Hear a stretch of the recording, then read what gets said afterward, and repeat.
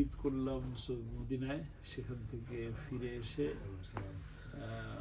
লন্ডনের উদ্দেশ্যে চলে আসলাম। যে কারণে আপনাদের কাউকে ওইভাবে জানিয়ে সুন্দর করে প্রোগ্রাম নিয়ে আসা সম্ভব হয়নি, যেহেতু অনেক বছর আপনারা একটু আগে যা আলোচনা হলো যে আমি 33 বছর পরে লন্ডনের মাটিতে এসেছি। আসলে আমার ভিসা এরা দিত না, এরা আমাকে একটা সেকশন দিয়ে রাখছিল 2028 সাল পর্যন্ত আমাকে ভিসা দিবে না। তো এই গভর্নমেন্ট পরিবর্তনের পরে এরা আমাকে ভিসাটা দিল, এবং আমি চিন্তা করলাম যে ভিসাটা আগে এনজয় করা উচিত, কারণ যেহেতু আমি এটা সেকশনের মধ্যে ছিলাম। তা সেখান থেকে সেই চিন্তা থেকে আমার একেবারে যেদিন ভিসা দিছে ওরা বলেই দিছে যে আপনি কনফার্ম টিকিট দেন কবে যাবেন, তারপরে আপনাকে ভিসা করা হবে। তো সেই হিসাবে আমি 6 তারিখের একটা কনফার্ম টিকিট দিয়েছিলাম, আমি আর সেটা চেঞ্জ করলাম না, ওই অনুযায়ী আমি চলে আসছি। তো যাক আলহামদুলিল্লাহ, আল্লাহ তাআলা আমাকে এখানে নিয়ে এসেছেন। আসলে লন্ডন অনেক স্মৃতি বিজড়িত একটি শহর। বিশেষ করে আব্বাকে যখন জিজ্ঞেস করা হতো, আমি জিজ্ঞেস করতাম যে আব্বা সারা পৃথিবীর মধ্যে আপনার কোন জায়গাটা ভালো লাগে, তো উনি বলতেন খুব মানে নিঃসংকোচে বলতেন যে পবিত্র 2 স্থান মক্কা এবং মদিনা ছাড়া সারা পৃথিবীর মধ্যে সব থেকে বেশি আমার ভালো লাগে লন্ডন। তো লন্ডনে ওনার যাতায়াতটাও বেশি ছিল। আপনারা যারা এখানে আছেন তাদের প্রতি তার মহব্বত বেশি ছিল। বিশেষ করে প্রায় সময় তিনি কথা প্রসঙ্গে আসতেই হাজী মান্নান সাহেবের কথা বলতেন, যেটা এখন বয়স হয়ে গেছে। আমি এখনো সাক্ষাৎ পাইনি, গতকাল কোনো বাসার সামনে গেছিলাম, ওনাকে দেখা করতে পারিনি। এর মধ্যে আবার একটা কথা আসলো যে বাংলাদেশের পরিস্থিতি কেমন। বাংলাদেশে আসলে গত 16 বছরের যে জুলুম নির্যাতন, এরপরে আল্লাহ তাআলার অসীম দয়া, যে সকল বাংলাদেশের সমস্ত বড় বড় বিরোধী দল বা ছোট বড় যা আছে সমস্ত বিরোধী দল এবং মতের মানুষ ঐক্যবদ্ধ হয়েও এই জালিমকে সরানোর চেষ্টা করে 15-16 বছরে পারে নাই। আর আল্লাহর অসীম দয়া যে নমরুদকে যেভাবে ঠ্যাং ভাঙা মশা দিয়ে বিদায় করে দিচ্ছেন, এইভাবে আমাদের সন্তান সমতুল্য ছোট্ট ছোট্ট ছাত্রদের হাতে কঞ্চি লাঠির মাধ্যমে এদের এমনভাবে বিদায় করছে যে পৃথিবীর ইতিহাসে বাংলাদেশ একটা নজিরবিহীন ইতিহাস সৃষ্টি করছে। যে তিনি শুধু শাসক, স্বৈরাচার, ফ্যাসিস্ট তিনি শুধু যান নাই, ওনার সাথে দল বল নিয়ে সকল গোষ্ঠী শুদ্ধ সব চলে গেছে।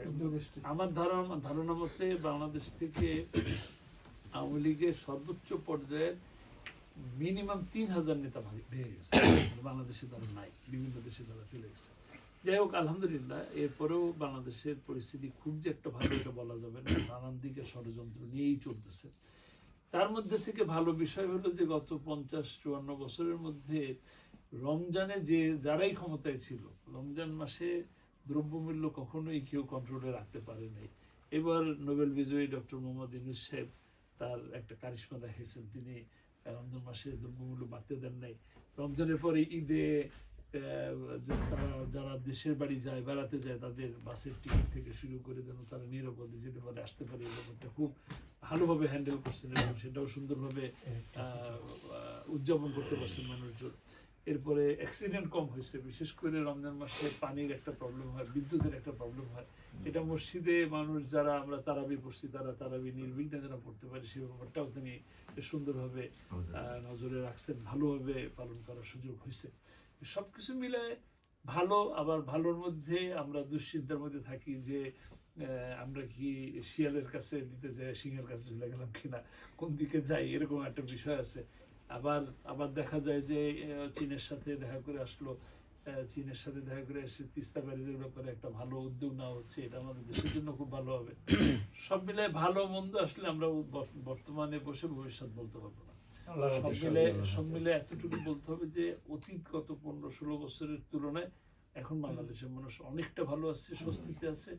সব থেকে বড় কথা যেটা, যে আমরা যারা ভিকটিম পরিবার ছিলাম, বিশেষ করে আমাদের যে মুরব্বী যারা, তারা যে সাজানো নাটক করে মিথ্যা মামলা দিয়ে ফাঁসি দিলেন, বা যারা হাসপাতালে ইন্তেকাল করলেন, শহীদের মর্যাদা আমরা জন্য দোয়া করছি যাদের জন্য, এই সমস্ত পরিবারগুলো কিন্তু আমরা কোথাও ঈদের জামাত পড়ার জন্য আমরা একটা সংকোচের মধ্যে থাকতাম যে কোথায় ঈদের নামাজ পড়বো।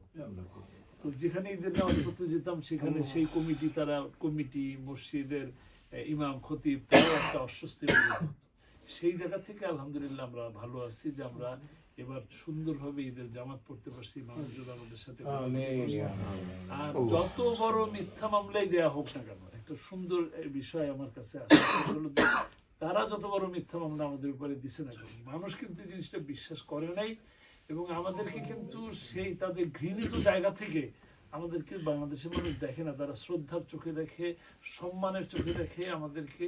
তারা অসহায়, তারা ওইভাবে পারে না, কিন্তু তারা কিন্তু ঠিকই একান্তে নিভৃতে তারা সাক্ষাৎ করে, সালাম দেয়, যোগাযোগ করে, জড়ায় ধরে চোখে এই জায়গা থেকে এই বিষয়টা হলো এই যে আপনারা সবারই যারা যারা শহীদ হয়েছেন তাদের জন্য দোয়া করবেন। আল্লামা সাঈদীর যে পরিশ্রম আছে কোরআনের পিছনে, কোরআনের দাওয়াতের পিছনে, সেগুলো যেন আল্লাহ তাআলা কবুল করেন।